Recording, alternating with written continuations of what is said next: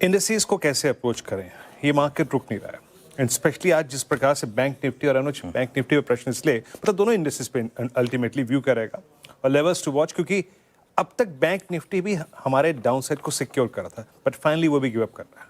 बिल्कुल, देखिए फिर मैं क्या है ना, ये बाजार जो है ना ये एक दलदल जैसा है। मतलब दलदल में आपको फंसना नहीं है पहली बात, लेकिन अनफॉर्चुनेटली अगर फंस गए ना तो हाथ पांव नहीं मारने, फिर होप करना है कि कोई आके आपकी हेल्प कर देगा। तो जितना आप हाथ पांव मारेंगे ना उतना फंसेंगे इस मार्केट में, जितना आप हाथ पांव मारेंगे ना उतना ज़्यादा लॉस होगा इस मार्केट में। इस समय आपको थोड़ा सा काम रहने की ज़रूरत है। देखिए शॉर्ट करके अगर पैसा बना सकते हैं और उसमें भी तहजीब से शॉर्ट करना है, ऐसा नहीं कहीं भी कर दिया। मार्केट रैलीज दे रही है, रैलीज फेल हो रही हैं और वहाँ पर शॉर्ट करके पैसा बन रहा है। तो ज़बरदस्ती ट्रेड मत करिए। हमारा नज़रिया वैसे भी यही रहा है कि 24,300 फाइनल बॉटम नहीं है और ना ही उसको बॉटम मानने की आप गलती करें। और ये क्यूट ट्रेड्स लेने की भी ज़रूरत नहीं है कि 24,300 के स्टॉप लगा दिया और एक बाइंग कर ली। और एक बात बताऊँ, मुझे ऐसा लगता है, मेरी फीलिंग है, मैं गलत हो सकता हूँ, मुझे ऐसा लगता है कि एक फाइनल वाली सेलिंग अभी बाकी है। और ये कहना ना, मैं आज मुझे 4 मैसेजेस आ गए कि अब war is in the price, अब मार्केट को गिराने के लिए कुछ और चाहिए। ये किस तरीके का मतलब अनाड़ी पाना मुझे समझ में नहीं आ रहा है। मतलब वॉर भाव में शामिल है, कोई बात हुई है? आपको पता है अब ईरान का अगला स्टेप क्या होगा, अमेरिका का अगला स्टेप क्या होगा? कोई सोच सकता है? एक हल्की सी स्टेटमेंट आ जाती है उसमें तो मार्केट पूरा घूम जाता है। एक खबर का डिनायल आया था उसमें तो मार्केट पूरा घूम जाता है। यहाँ पे वॉर प्राइस में हो गई, ऐसे कैसे वॉर प्राइस में शामिल हो गई? बाजार में कैरी मत करें कोई भी पोजीशन, क्योंकि अगले कुछ दिन तक इस बाजार में गैप अप या गैप डाउन होते रहेंगे और बड़े वाले गैप अप या गैप डाउन। ऐसा भी नहीं कि 50-60 पॉइंट के, 250, 300 पॉइंट के गैप अप गैप डाउन इस मार्केट में अब अगले कुछ दिनों के लिए नॉर्म बन जाएगा। ऐसे में लॉजिकल स्टॉप लॉस लगाना आपके लिए बहुत मुश्किल हो जाएगा। मैं नंबर्स की बात करता हूँ, निफ्टी पर सपोर्ट रहेगा आपका 24,500 से 24,550, हम मोर और लेस वहाँ पर हैं। और उसके बाद मोस्ट इंपॉर्टेंट सपोर्ट वो जो रिसेंट लो था 24,300 से 24,350 का। रेजिस्टेंस रहेगी आपकी 24,700 से 24,800 के करीब। 24,700 पर ही आज हम अगर आप देखें तो कोलैप्स हो गए।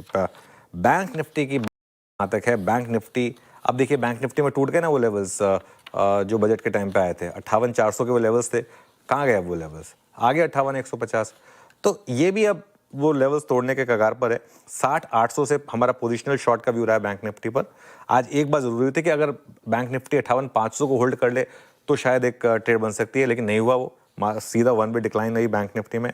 और अब तो 200 डे मूविंग एवरेज जो 57,000 का है, वहां तक के भी रास्ते शायद खुलते हुए दिखाई दे रहे हैं। चलिए स्टॉक स्पेसिफिक का हाई का रहा है 86.5 पर हम वापस आ गए हैं। सुबह हम 84 तक पहुंच गए थे, लेकिन अब हम वापस 86.5 पर ब्रेंट क्रूड पर, तो उसका एक इम्पैक्ट है क्लियरली यहाँ पर।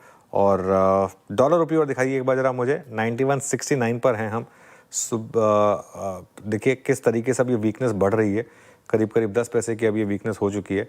एक तो डाउ फ्यूचर्स लेकर आइए जरा स्क्रीन पर, क्योंकि जब हमने शो की शुरुआत की थी तो डाउ फ्यूचर्स वीरो 120 पॉइंट पॉजिटिव थे, अब 160 पॉइंट नेगेटिव है। तो एक तो ये थोड़ा सा प्रेशर का पॉइंट हो गया। दूसरा, एक बार जरा बैंक निफ्टी का चार्ट लेकर आइए जरा 3 महीने का, और 3 महीने का चार्ट बैंक निफ्टी का एक बार लेकर आइए। और आज बैंक निफ्टी डिसाइसिवली वो 58,400 नहीं टूटेगा कि 600 पॉइंट नीचे बंद हो रहा है।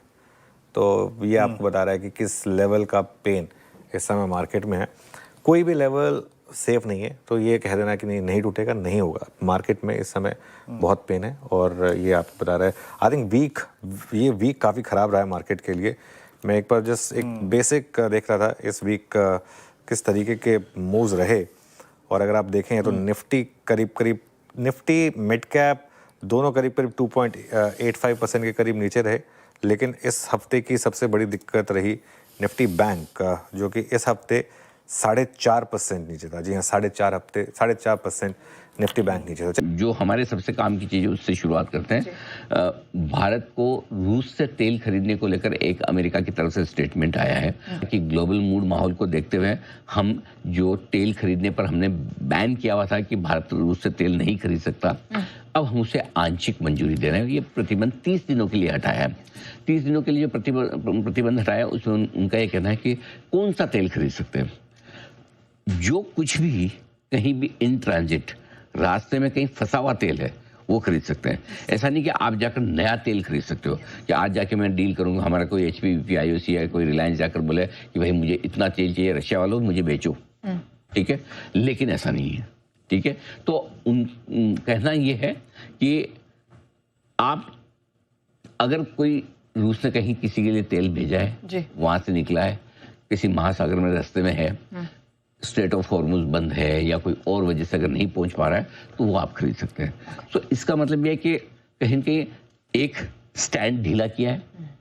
फंसा हुआ तेल अब कितना है कितना नहीं पता, और क्या नहीं फंसे हुए तेल को भी फंसा हुआ मानकर बेचा जा सकता है, ये अलग कूटनीति वाले सवाल है।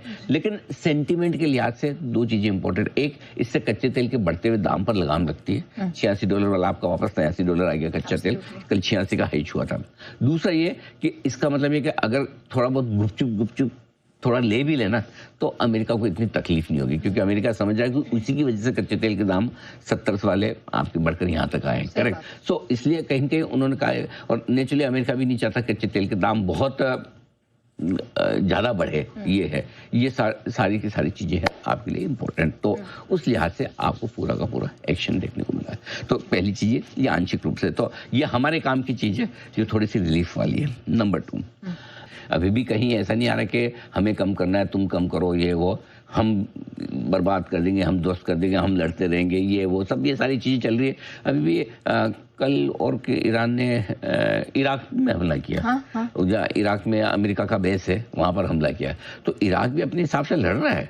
तो जो मैंने कल स्टेटमेंट दिया था, कल दिया था परसों दिया था कि भाई इस युद्ध में अब तक न ईरान हारा है न अमेरिका जीता है ना। मतलब ठीक है, आप वो 10 राउंड की बॉक्सिंग का मैच होता है ना, तो कितने राउंड कौन जीता, पॉइंट किसके कितने बने, वो अलग चीज़ है। बट अभी तक मुकाबले में नॉकआउट पंच आया नहीं है, तो वो चल ही रहा है, ठीक है।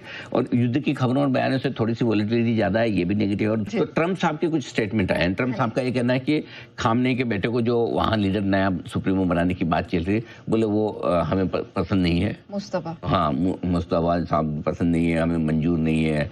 बोले मैं बनाऊंगा लीडर।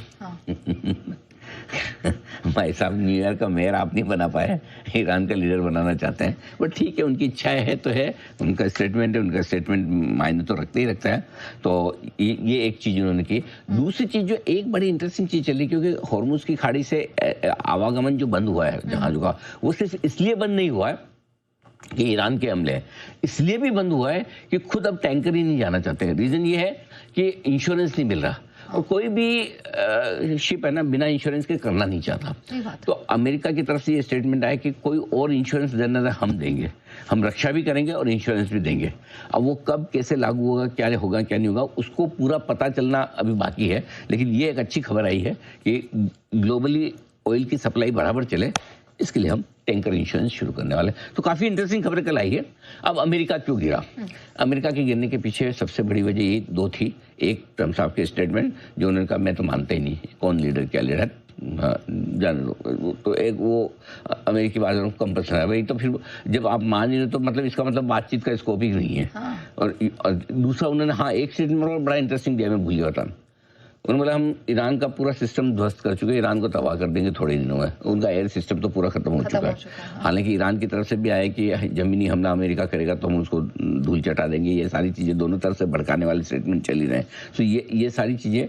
और दूसरा गिरने का कारण पहली बार इतने सालों में मैंने देखा है कि अमेरिका कच्चे तेल में बढ़ने की वजह से गिरा है। कल गिरावट में कच्चे तेल की भी भूमिका थी। जिस तरह से कच्चे तेल के दाम तेजी से बढ़े, वो ये दो कारण थे जिसकी वजह से अमेरिका में एक बार तो 1200 गिरा हुआ था। आजकल भरोसा नहीं कर सकते। जी शाम को एक बार तो दिन में कल ग्रीन में आ गए थे डाउ फ्यूचर्स, बंद होते थे भी फ्लैट बंद हुए। और आखिरी आधे पौन घंटे में जो 1.5 घंटे में जो 2:15 बजे के बाद जो ड्रामा हुआ मार्केट में, खबरों का ऊपर नीचे ये वो गजब हुआ है। तो लेकिन कुल मिला के ये है पूरा ग्लोबल मार्केट्स का हाल जो नजर आ रही है। डाउ फ्यूचर्स अब 180 पॉइंट नीचे है। 145 अंकों की गिरावट इस समय नास्डैक फ्यूचर्स में देखने को मिल रही है। यूरोप के मार्केट्स भी अब हम देख रहे हैं लाल से हरे से लाल निशान की तरफ बढ़ते हुए नजर आए हैं। कमजोरी आ गई है। कच्चा तेल अब $86 के ऊपर चला गया। यहाँ पर थोड़ा सा चिंता बढ़ती हुई दिखाई दे रही है, क्योंकि 0.25% की स्ट्रेंथ आई है और रुपया बहुत तेजी से कमजोर हुआ। अब 11 पैसे की कमजोरी है, ₹91.71 के पास। ओके, तो ये है आपके लिए पूरा का पूरा लब्बुलुबा। बात ये हाँ जी, जो क्लोजिंग हो रही है वो दोनों ही कमज़ोर होती दिख रही है, निफ्टी की भी और बैंक निफ्टी की भी।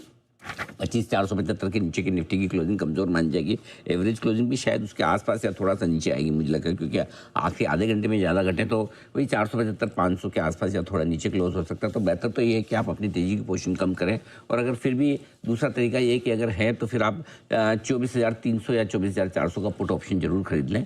फ्रेश तेज़ी करने की राय नहीं है, नहीं फ्रेश कमजोरी की पोजीशन भी इन लेवल्स पे बनाना चाहिए। थोड़ा सा इंतजार कर लें, मंडे तक का कोई इशू नहीं है, कोई ऐसा फर्क नहीं पड़ जाएगा। दूसरा ये कि सुबह जो बैंक्स और यहाँ बेचने की राय दी थी बैंक निफ्टी वगैरह में, वहाँ पर भी अब आप अपनी एक बार प्रॉफिट बुक कर सकते हैं, क्योंकि एकदम बजट के दिन के लो पर आ गया है। 57,785 का लो था, उसके आसपास ही आ गया है, वहाँ तक पहुँच चुका है। तो टारगेट्स आज के हासिल हो चुके हैं, तो बेहतर है न्यूट्रल होके जाएं। अगर शॉर्ट भी करना होगा तो मंडे करेंगे, या लॉन्ग भी करना होगा तो तब की तब देखेंगे। तो मेरा ये मानना है कि जो डे पोजीशन आपने लॉन्ग या शॉर्ट की ली है उसको ख़त्म करके जाना ठीक है। पोजिशनल लॉन्ग आपकी है तो स्टॉप लॉस आपके ट्रिगर हो रहे हैं, उसको रेस्पेक्ट करना चाहिए। नहीं तो फिर एक दिन इंतजार करना, तो पुट ऑप्शन खरीद के आप अपने आप को हेज करें, ये ज़रूरी है। बस बाकी नया कुछ आज नहीं करेंगे, मंडे देखेंगे। ऑलराइट,